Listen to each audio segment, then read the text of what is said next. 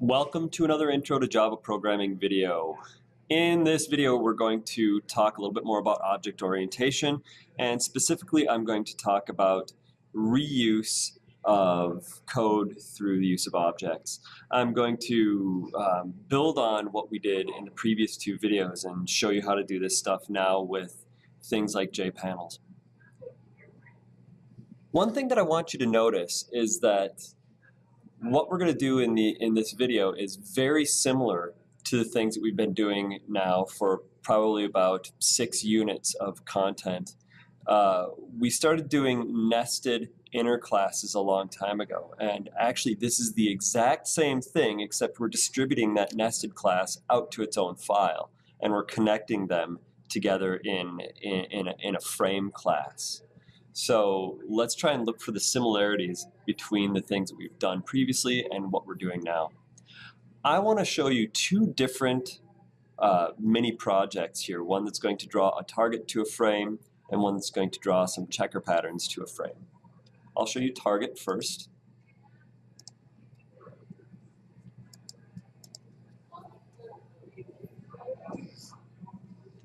Here's target.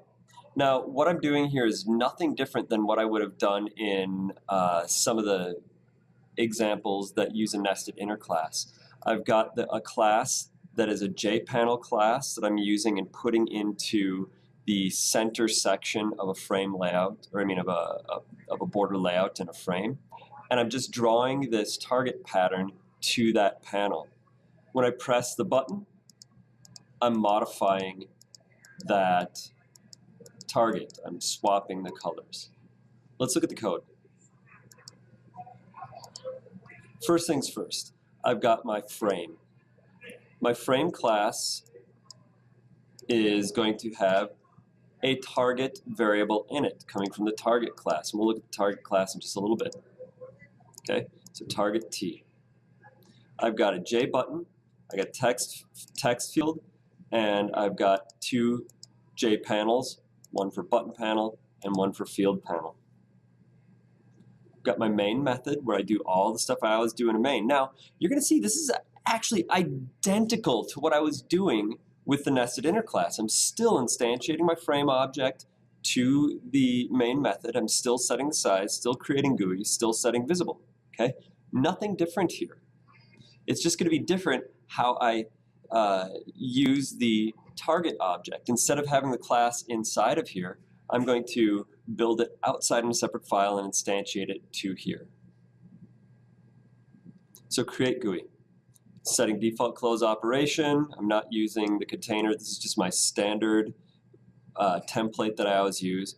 And most of the time I don't use this anymore because I just directly put things to the frame. Setting layout to border layout. And here's the instantiation of my target object. So T, which is my reference variable for target, T gets new target, and it's going to be 250 by 250. Now what's going to happen is, this is my constructor. We saw with the person class that you construct your object in another class with a main, and you use the parameters to set up the initial state of that object. So this one, I'm setting the size of my JPanel for the target to 250 by 250. Set up button panel and set up panel, and then here I'm adding the target to border layout center. So I instantiate my target, and then I add it to the frame. So here are the 3 steps that you need for something like this. You need to have your reference variable, you need to have your instantiation, and then you need to add it. If it's a JPanel class, you need to then add it to the frame. So setup button is nothing new. I've got my button panel, which is a JPanel. It's a flow layout. I create my button, I add the action listener to it, I add the button to the button panel, and then I add the button panel to the west of the border layout. And if we look at this, button panel is right here. And this is my target panel right there, target panel T. Setup panel, and this is my field panel, and the field is doing nothing. I just put it in there to put something else in the cell. So you can see how things can be distributed throughout a border layout. And it's a new JPanel flow layout, a text field that's 25 wide, and then I added some text to it, and then pardon me, I added the text to the field panel, then I added the field panel to border layout south. So you can see that field panel holding the text fields right down here on the south. All right, and then action performed, I'm just calling on a method called swap colors and repaint. So we'll take a look at what these two do. These are both from the target class. Remember, the way methods work is you have your object, you have your dot operator, which opens the door to all the members in the target class, and then you have whatever member on the right side of the dot operator. In this class, it's a method called swap colors. I'd like to now go over to the target class by starting with looking at the constructor. Okay, so T gets new target 250 by 250. So when I invoke this constructor, it's going to take the 250 and 250 and pass them right into the constructor of the target class. Okay, so it's got an int called W, int called H, and it uses those to initialize two instance variables, height and width. Let's take a look at the instance variables and the class header and stuff and come back to the target. So this is our target class, public class target extends JPanel. So this is a JPanel. And we saw this same thing with nested inner classes. We have to have class and the name of it and then extends JPanel. We've always done that, but now we're doing it in a new file. I've got my instance variables here, and I've got two non-constant variables, height and width, and then we have a bunch of constants. I'm going to use these constants here to take the place of magic numbers or hard-coded values. These, as we've seen in previous videos, help make our code more readable and easier to edit. So I've got an X origin and a Y origin, which are going to be used to set up where the largest of the circles for my target, the outer one, is going to be drawn. Ring width is going to determine how wide the rings are in our target. Max circles is going to tell us how many circles is going to be the maximum. Then I've got two colors, C1 and C2. These are going to be used to flip-flop the colors in my target. So back to the constructor. So we saw when we instantiated a target,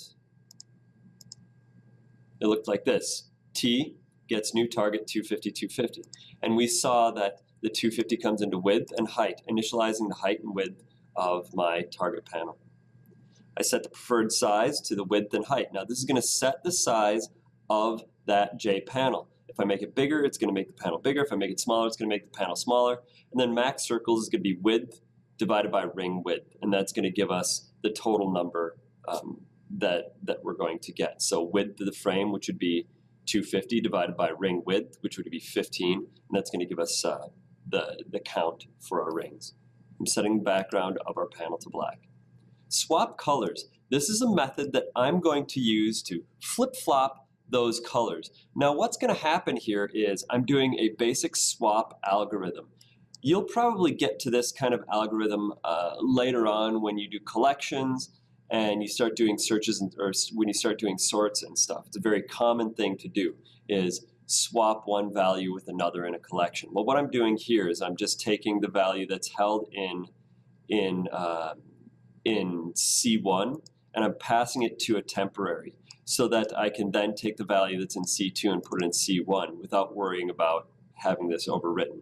Now, if I didn't do this temp here and I just did C2 goes into C1, I'd have the same color in C2 and in C1, and that color that was in C1 gets overwritten. So I have to store that value that's in C1 into a temporary variable so that I could then pass it over to C2. It's just going to flip-flop or cycle those two colors back and forth between one another. And once again, what this is being used for is in the action listener, when the button is pressed, we're going to call on that swap colors. This is going to switch the white and the red around, thereby making the target sort of flip-flop like that. Okay? So if I want to access anything in the target from the target frame, I have to do so through methods. The paint component, I'm not going to go through all of this logic here. I encourage you to try and figure out what's going on through this for loop and this if and else on your own by looking at the code sample that I give you and just sort of tracing it. I'm going to put this all the way on the screen here so that you can fully see it, and you could pause this and you could type it out if you don't have the code yourself.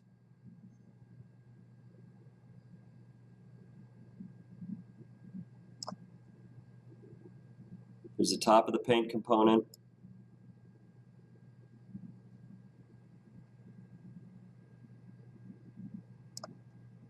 And that's where it ends. So now you've got all of the code. Hopefully you've typed this all out if you don't have the lecture files. All right, that's our target class. What we do is we instantiate our target object here, and then through the constructor we build the target, and then we add it to the frame, and then through methods we're able to modify the state of that target. Let's take a look at checker pattern frame and see what that is, and then we'll look at checker pattern. We're not going to spend as much time on this one because it's a bit simpler. This is just going to show you the ability to reuse and reuse and reuse objects that we've built.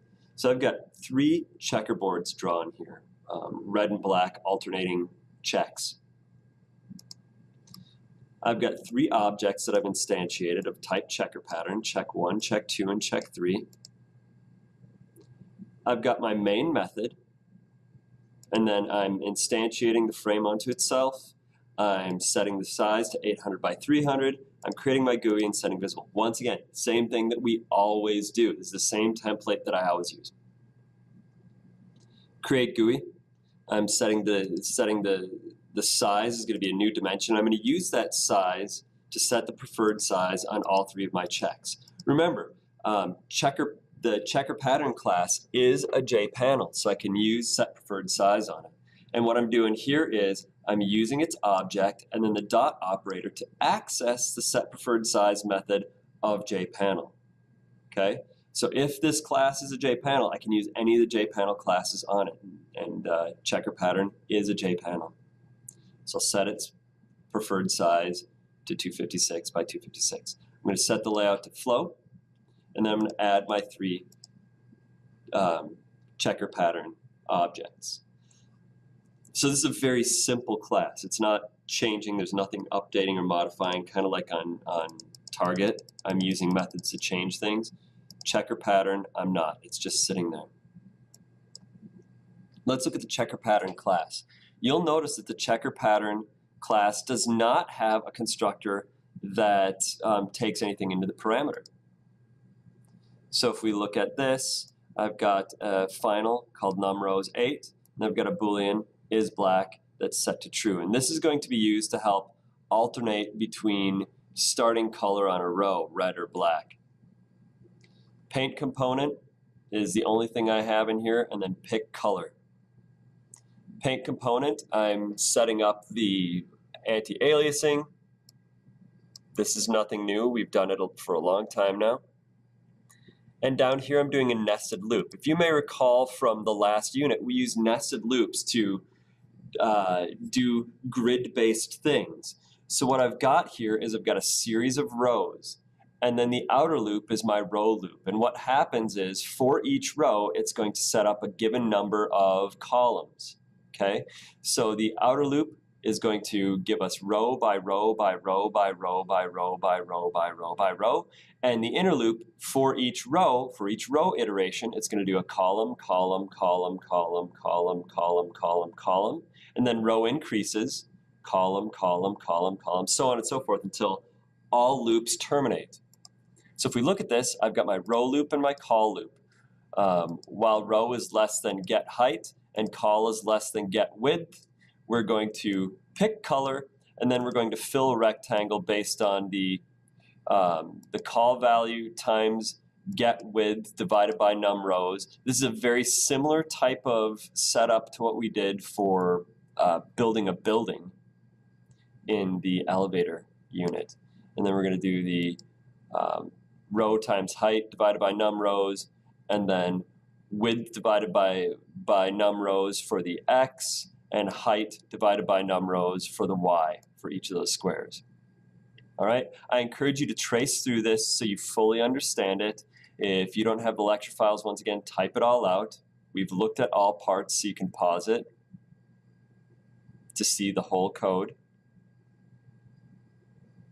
Now, let's look at pick color. I'm not going to spend too much time on pick color, but I encourage you to trace it to get what's going on. Essentially what I've got is I've got an if-else on the outside. It's going to be based on flip-flopping between even and odd. If row is even, in other words, row remainder 2 is 0, that means if we divide row by 2 and we get no remainder, that means it's even. Else it's odd.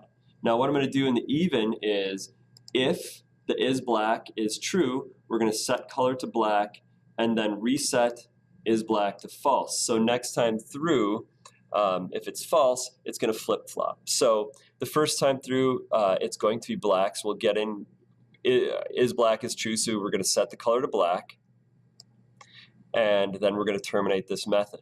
And then what it does here is it sets the color to black and it draws a black square. Next time through, is black got set to false, so we go down here and we set the color to red. And then is black becomes true. And it's red, we draw a rectangle. Now that is black is true, we're going to set the color to false, and then you can see how it's just going to keep flip-flopping back and forth in order to give us the red, black, red, black, red, black pattern, right? And then if the row is odd, you can see not is black is the first one, and then is black is the second case. So it's going to start red, and then it's going to go black, and then red, and then black. So it'll always give us the opposites. All right, so that's a little bit about how we can use these objects along with methods and draw things to panels and then use those panels in frames. In future videos, we're going to get a little bit more in depth with this, and we're going to start figuring out how to really use methods outside of a class to update the state inside of the class. And we're going to build up to making a J-frame with multiple circles that all change certain qualities and behave independently. Thanks for watching.